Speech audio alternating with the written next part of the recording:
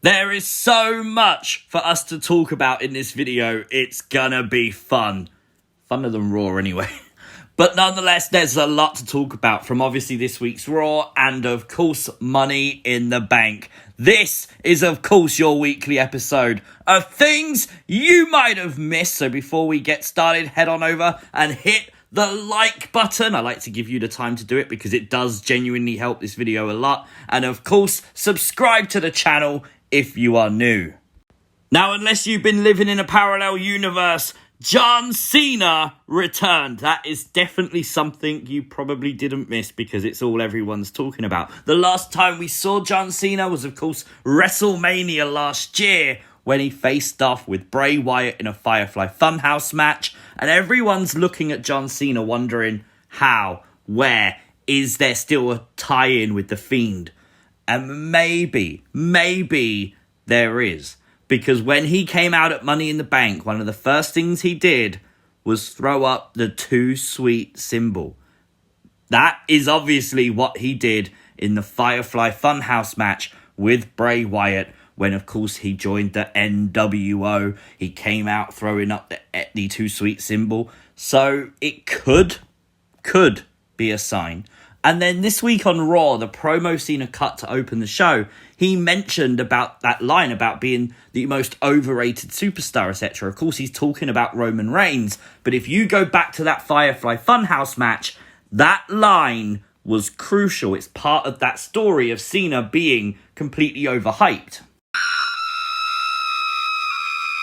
In probably the most triumphant return / debut of Raw this week, Lilly is back in Alexa's playground. Of course, the Lilly doll sold out very fast on WWE Shop last week. So chances are that's probably why they brought it back. People loved it, including me. Yes, I got one. I couldn't resist. And it led to some fun on Twitter earlier. Lilly made me do it. Don't blame me if you hated the tweets. But of course, if you didn't notice, at Money in the Bank, Alexa Bliss had a giant CGI Lilly doll. It looked incredible, I won't lie, it really did. Not only that, as we mentioned, Lilly is back on the playground. She was Alexa Bliss's special guest tonight, and it was fun to see Lilly back. But also note, Alexa's play and pain gloves are back. Of course, it didn't take long for Eva Marie and Doudrop to drop into the playground and do their stuff. Doudrop seemed friendly with Alexa Bliss again. Don't know why, but she was. So that was a thing. Alexa didn't seem to hold any grudges against Doudrop at all. And of course, after Raw, Alexa Bliss was actually a guest on WWE's Raw Talk. And this time it wasn't in a studio.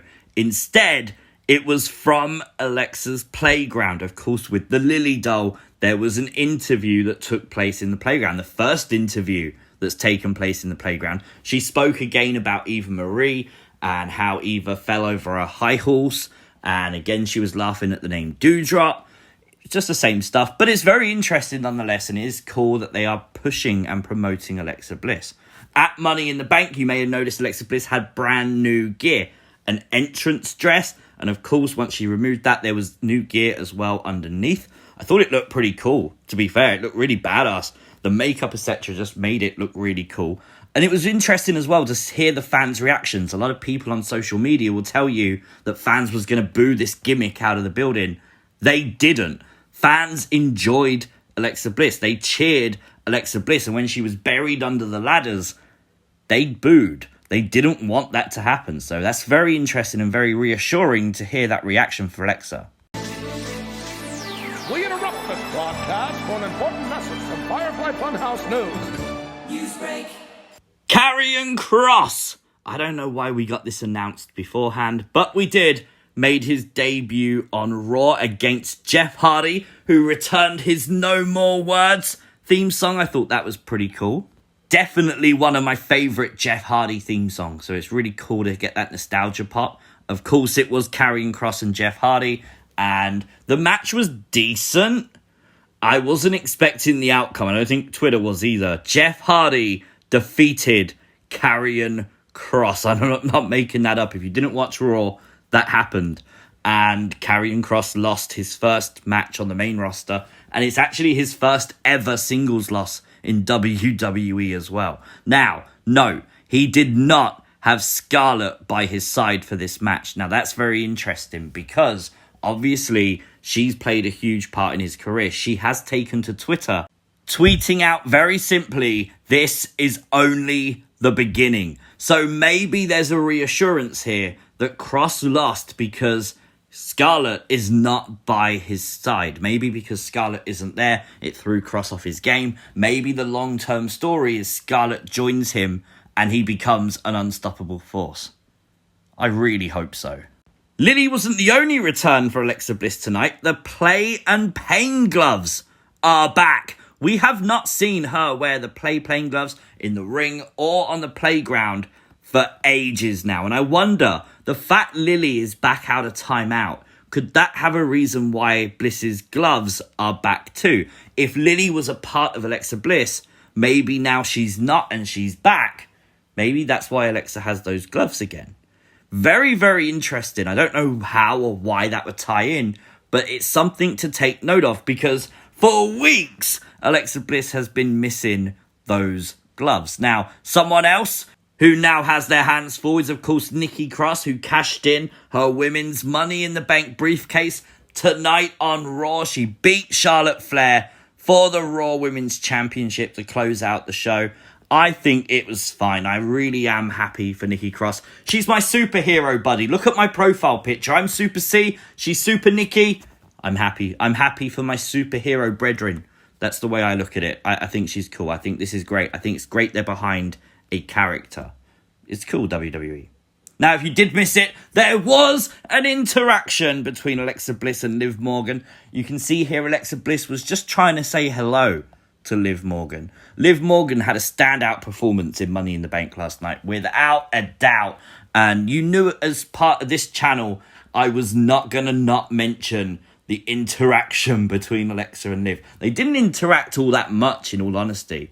It was only small, but it was more than enough. And people are worried about Liv Morgan. People are upset she didn't win. I really think this is why WWE need a mid-card women's championship. Liv would be the perfect women's intercontinental champion right now. It's a shame they haven't got that because it would be perfect. I think Liv's going to be perfectly fine. I think they are going to continue to push her as the ultimate babyface, the ultimate underdog, and she will win. Oh, we'll mention it. Okay, Goldberg returned on Raw. Keith Lee returned to Monday Night Raw as well tonight. I was so excited to see Keith Lee. Genuinely, it's been so long, and now fans are back. I'm pleased he was part of this resurgence to the roster. Definitely someone they needed. Definitely someone. It's a real shame he had to lose his first match back against Lashley. Could have booked that so much better. Have Lee come in and face someone else. That would have been fine to me.